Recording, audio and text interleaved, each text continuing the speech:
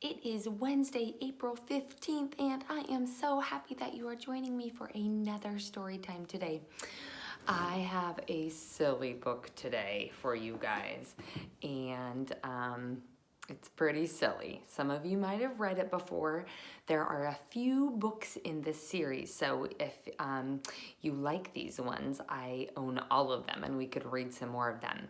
But this story is called Walter the Farting Dog. Oh my goodness, look at him farting. Oh, and the boy is thinking, oh, that stinks. Can you see his nose is plugged? So this is called Walter the Farting Dog. It's by William and Glenn. So William and Glenn wrote the words, and we call the person who writes the words the author. Good job.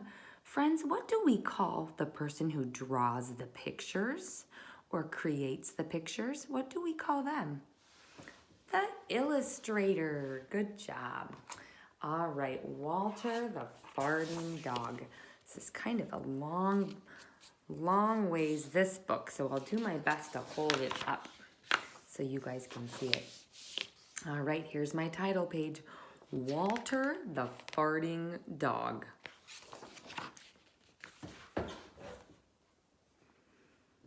Betty and Billy brought Walter home from the dog pound. Nobody wanted him, said Billy. But we love him, said Betty. Well, he smells awful, said their mother. I think you'd better give him a bath. Mother walked in and said, he still smells awful.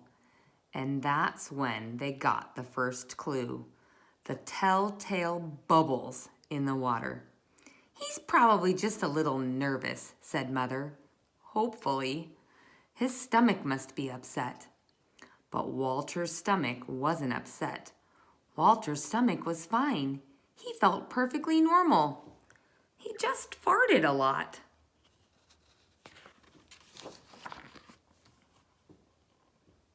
He did it when he bathed. He did it when he played with Betty and Billy. He did it when he walked around the house.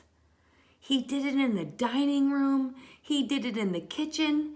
He even did it in his sleep.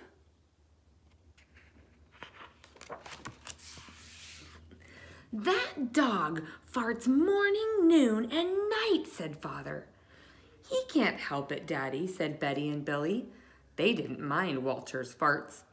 So what if he farts? Billy said to Betty when they were alone in their room with Walter. Betty agreed.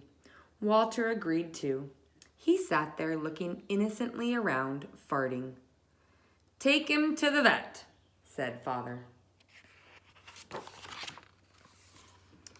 Farting, said the vet, a rectal flatulence, as we say in the medical profession, and he prescribed him a change in diet.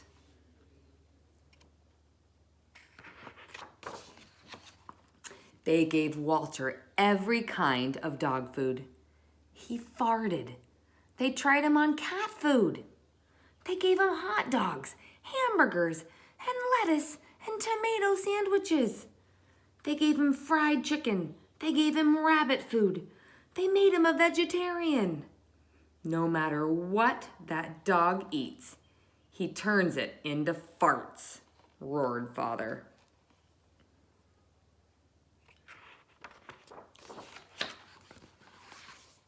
Walter got the blame for everybody else's farts too. If Uncle Irv let one slip, he just went and stood near Walter. Then all he had to say was, Walter, and everyone would look at poor Walter. He has to go back to the pound, said Father. No, Daddy, please, begged Betty and Billy. Don't send Walter away. He goes tomorrow, said Father. They pleaded. Walter farted. It was all over. That night, Betty and Billy cried in their beds, and Walter looked at them unhappily. Oh, Walter, said Betty, you've got to stop farting. Because Father is going to send you back to the pound tomorrow, said Billy. Walter knew how serious the situation was.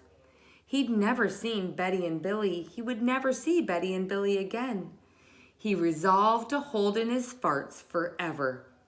When Betty and Billy fell asleep, he walked down to the kitchen to see if there was anything around to eat. He managed to open the cupboard door and with his nose and found a 25-pound bag of low-fart dog biscuits the vet had prescribed for him, which had made him fart more. Even though he knew they made him fart more, he couldn't resist. He ate the entire bag of biscuits. Very tasty, said Walter to himself. And then he went to lay down on the sofa. A gigantic gas bubble began to build inside him. This is going to be trouble, he said to himself nervously. He was afraid of what might happen if he let it go. He thought maybe the house would explode, so he kept it in. It wasn't easy.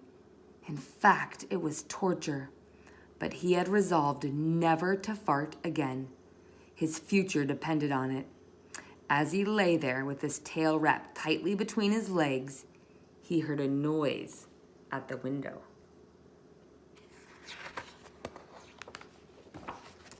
He watched it slowly open. A pair of burglars came through. They dropped silently into the kitchen.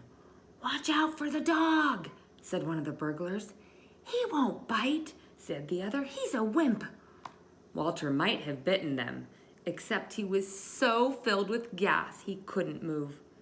They tied a rag around his snout so he couldn't bark. "Okay," whispered the first burglar. "Let's clear out the place." They took everything they could get their hands on. Walter wanted to stop them, but he was having unbearable gas pains. He rolled on his back and he waved his paws in the air. He gnashed his teeth. "We've got it all," said the second burglar. "Let's go."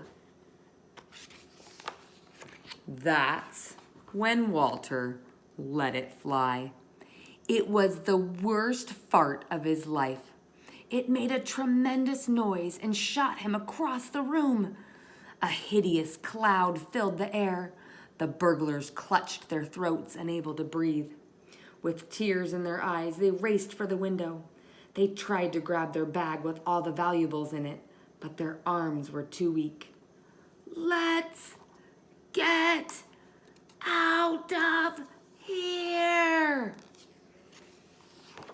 They jumped out the window and ran up the block, choking and gasping for air.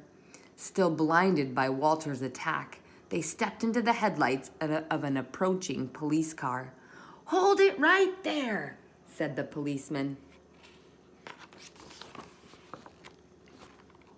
When Father and Mother came down in the morning, they found the open window, and they saw the bag with their valuables in it, and Walter was sitting beside it. He still had the rag tied around his snout. You'd have to say he looked pretty heroic. "He saved the silverware," cried Mother. "He saved the VCR," cried Father.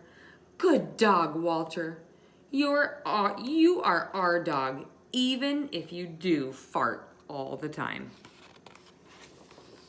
And so the family learned to live with Walter, the hero dog. And that's the end of our tale. So that is the story of Walter, the farting dog. There are a few more books in this series of Walter, the farting dog, if you enjoyed that silly story. Have a great Wednesday, friends.